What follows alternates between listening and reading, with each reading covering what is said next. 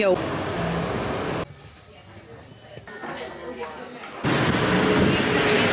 Everyone, welcome back to week 2 of training for the Big Sur Marathon. It's Tuesday night, I'm about to pack my suitcase. I fly back to Minnesota tomorrow to see my family for the holidays. It'll be an interesting holidays. It'll be the first time I've been home since my dad passed. It'll also be the first holidays without my dad.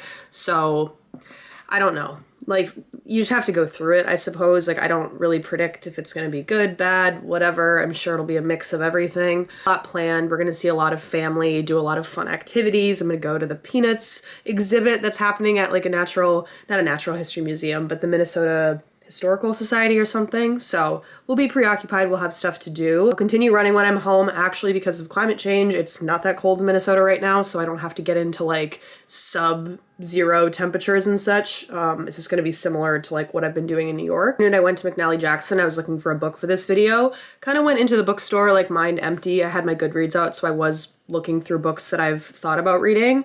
But then a book like sparked my interest. Well, I guess I just made my way to the grief section. I didn't even know they had that as a section. The more you know. And I found this book that's called The Grieving Brain. I was looking through different books on grief, and I don't really want to read anything about like personal narrative. Like, I do enough reflecting every single day about my experience with my dad and thinking about memories. I have had this overwhelming feeling of like, is my brain gonna go back to normal? And if you've gone through something similar to kind of what I have, you probably know what I'm talking about, but if you haven't, I just feel like I haven't been able to complete tasks. I feel like my view on everything is just more negative than positive. I feel like I can't view my life long term because everything just feels so uncontrolled and fucked. Like, stuff can just change in an instant. So I've been living with uncertainty more and just appreciating like small moments and really taking life day by day. But I feel like my brain is like broken. And so this book looks at like what actually happens to your brain when you do experience grief, what changes, you know, on the biochemistry level. I think it's a little bit scientific, but I'm looking for strategies on how to reframe loss and grief and work through my pain, not even in a productive way. I don't even want to put the word productive here, but in a way where I can think about this whole event and this whole period of my life and vision my life being good again. Does that sound dark? I'm not trying to make it dark, but it's really hard for me to like think about the long-term stuff and complete tasks and just get stuff done. I feel like I'm just spinning on a hamster wheel and I'm like, what the fuck is the point to this whole thing called life? So I'm really excited to read the book. I'll be reading it like whenever I'm home and have a little bit of free time. I'm excited to see my mom. I'm excited to see my sister has a house. I'll take you guys along with me for this upcoming week. My run today was fucking awful and I hated it. I don't know why, it just was a bad run. I was just crying the whole time thinking about my dad because it is the 3-month anniversary of when he passed, which feels like it was yesterday and then feels like at the same time it was like decades ago. The weekly mileage is just slowly increasing. I haven't really gotten any speed work assignments yet, so it's just been traditional like easy runs, longer run on the weekend, lifting like once or twice a week. So we're going to continue with that. Stick to the plan. I feel like me running the marathon is something that I can visualize in my future, that I can tangibly like see happening, because everything else I'm just like question mark, question mark. So race day, Big Sur Marathon 2024, but let's go pack and then we'll book it back to Minnesota.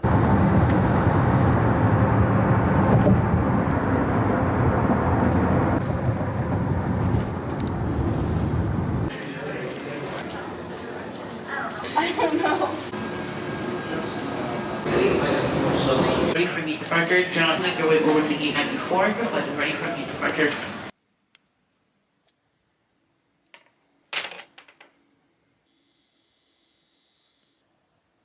Hi everyone, we're in Minnesota. I haven't really picked up this camera on the video yet, but week 2 of Big Sur Marathon training. I flew home yesterday. I woke up at 5 a.m. to run, which was fun, honestly, but it was just dark outside and I was like running with fear every single step. You know, as a woman, I can't run at night. I can't really run that early in the morning, and I was a little bit spooked, but you know, we made it to Minnesota and yesterday we sort of just laid low. We went to go coach with my mom who runs a volleyball club, so we coached some little girlies and my mom's home now. She had to take one of our cats to the vet. We think literally one of our cats is having a breakdown because my dad passed, which is true if you like look up stuff about grief and pets, but one of my cats is like peeing everywhere, like she can't deal with it. because primarily my dad would play with her. So that's a new issue that we get to deal with around the holidays. But laying low, I don't know how much I'm going to film this week. I've done like 3 5-mile runs this week. Today I have to lift. I love how loud my garage is. Planned actually for the holidays. I think we want to do activities. Otherwise we would just sit and spiral if we were like sitting in the house.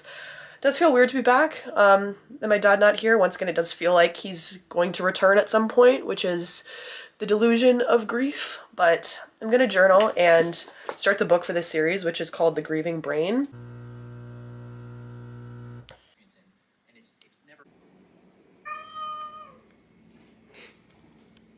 Molly, you are so loud. Be quiet. Good morning, everyone. We have 5 miles easy. My mom's asleep, so I'm trying to be quiet. But I'm going through the pantry trying to figure out what to eat before my run, because we always eat before we run. But my mom's, I feel like my mom's pantry is just emblematic of a girl dinner. Like that's all you can really make. No shade, Annie. Love ya. But I don't really know what I'm gonna eat. I could eat some medjool dates. This is good ideas. I'm giving you guys good creative ideas for what to eat before a run. I could eat some medjool dates with like walnuts stuffed in them. I could search for some chocolate chips. We have some honey, spoonful of honey with something. We have, I don't know. I think it's gonna be a spoonful of honey, but 5 miles easy, and then we have some family stuff today. Gonna podcast with Emma at like 11. Yesterday I lifted in my basement like a true incel. It's fine. I don't mind lifting as long as there's like no one watching me. That's why I hate the gym. Let's make some breakfast, team. Also, who loves how colorful my house is? My mom just decided to paint our entire kitchen blue one day. My dad was like, what the fuck? She's like, you married me, you know. Yeah, then the walls are yellow. Love it.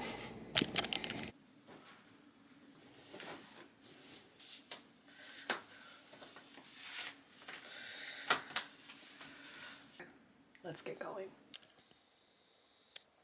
Hi everyone, it's Christmas Eve. I forgot to pick up the camera. Sorry, not sorry. I've been spending time with family. I don't really want to record any of our little intimate moments, but I had my long run yesterday. It went well. It was a lot of fun. And it's Christmas Eve. That's that. We gotta go. We're having a sleepover at my sister's house, which should be fun.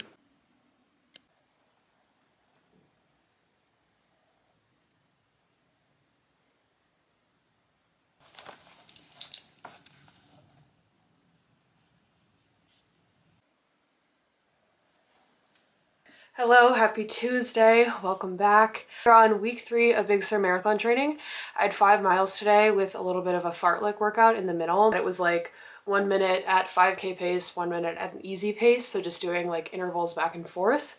And I felt good. When I did my speed work for New York, I didn't feel like everything was moving together properly when I'm running. And now I feel like the pieces are going together and I'm taking steps and strides. It feels much more smooth and less calculated. I think when you come off an injury, you're thinking about every little part of your body moving correctly. It just feels natural again, which I'm very grateful for. Week ahead, kind of the same thing. I'm staying home another week, so I'll be out here in Minnesota. Gonna do a bunch of peanut stuff, Snoopy stuff this week.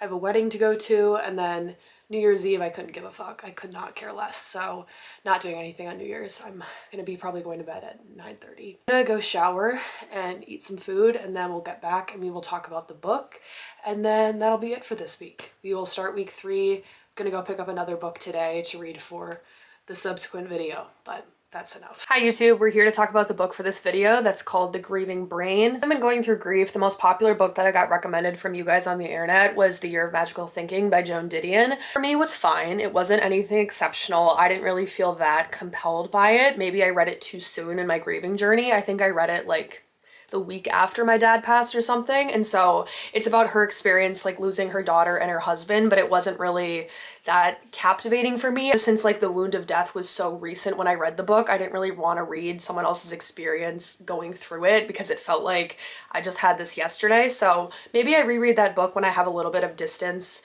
from the death. I don't know. And I read the book Signs, and it's all about how to connect to your loved ones. It's written by a psychic medium. There's 2 videos on those 2 books if you want like the full recap. But this book, The Grieving Brain, is about the science of how our brains change during grief. The biggest revelation when I've been going through grief is I don't feel like myself. I don't feel like my brain is working and firing in the way that it used to, and I think it's freaked me out a little bit. Like, when will I feel normal? Will I ever feel normal? What is this grieving process going to look like for me? And in my head of like, am I grieving in like an insane way? Am I grieving in a normal way?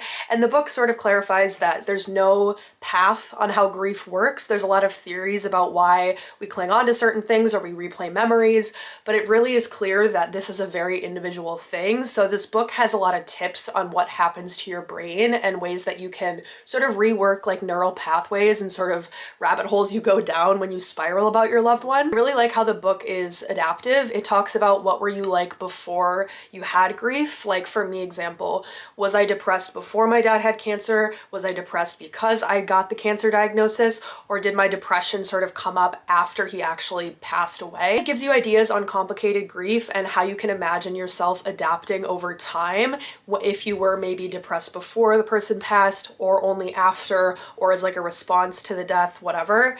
I found it very helpful because everyone in my family has been grieving differently. I think I was a little bit depressed before my dad even got the diagnosis, going through a really rocky relationship and just a very bad time mentally. And then when I got the diagnosis, I was like, I can't handle this on top of all of that. And so the book gives you a framework on how you can sort of work to build new memories and new connections. I think the main through line of the book is that you have to build new experiences and routines in order for your brain to sort of detach itself from going down memory lane, because I think that was the hard thing. I've been stuck like, do I think about my dad? Do I not think about my dad? I feel guilty if I don't think about him, but then when I do, I feel almost so unproductive in how I move through the world because I'm just sad. I feel like I can't plan my future because so many chaotic things have just happened to my life. And the book gives you a lot of tools on how to work through grief. A lot of diagrams and pieces of information that talk about what actually happens to your brain when you're going through a loss. You get in this perspective of loss when you think about your grief, and then when you move through the world, you kind of are expecting bad things to happen. Myself in the past few months feeling like, why would something go well when it can go bad? Like my default was always in the negative. Play with these loss-oriented experiences and memories and then sort of transform them into new ways of life and how to stay optimistic about your future. I think the book is really real about the fact that death is a part of life. And I think until you experience death and go through grief, you aren't as fully grateful about life as you could be because you aren't so close to the fact that it could end. And I definitely feel that same way, that I have this sort of underlying resilience now where I know that if I'm sad about something, I know that if I'm whatever about maybe running or how I feel about my body or confidence or whatever, that not always it could be worse, but that I really need to be grateful for the things that I do have.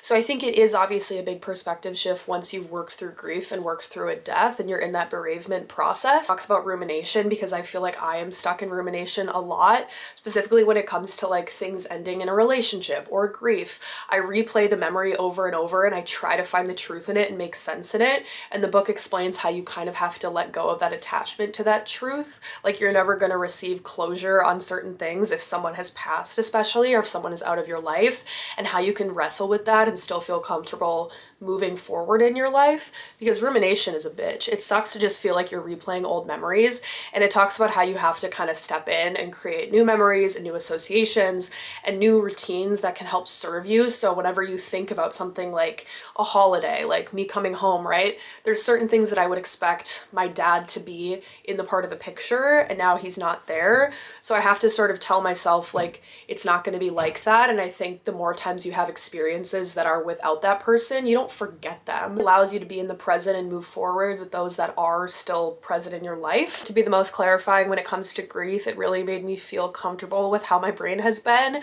and sort of take a deep breath and realize that I'm not alone. Everyone will experience grief at some point in their life, and there's no perfect way to go about it. You just have to learn as you move through it. The only way out is through, as they say. If you are looking for any sort of grief literature, it's a really good book, but it's a Tuesday here in Minnesota. We have a lot of Snoopy expeditions later this week that my sister and I will go on. Christmas was yesterday. I didn't really film too much in this video, but I'll try to be more in it when I film for this upcoming week. Thank you guys for watching, and I will see you in the next video.